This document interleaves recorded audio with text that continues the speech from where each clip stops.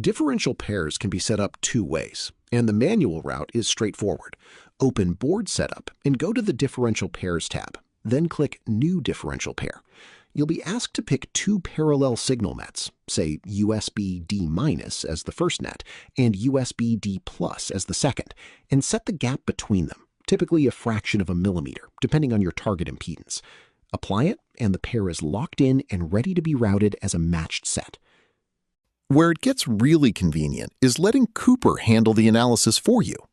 Cooper scans your netlist and tells you which signals look like differential pair candidates, in this case flagging a USB data pair and a USB connector side pair as true USB 2.0 differential signals that should be routed as matched length pairs, while noting that single-ended nets like SPI or crystal signals aren't.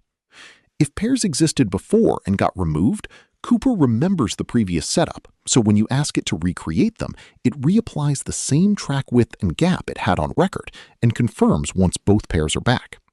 That means you don't have to dig up the old values yourself or risk a mismatch between the two. You can always double-check the results in Board Setup's differential pairs list, where every pair shows its gap value side by side. If you're not sure what width or gap to actually use, that's worth asking Cooper directly too.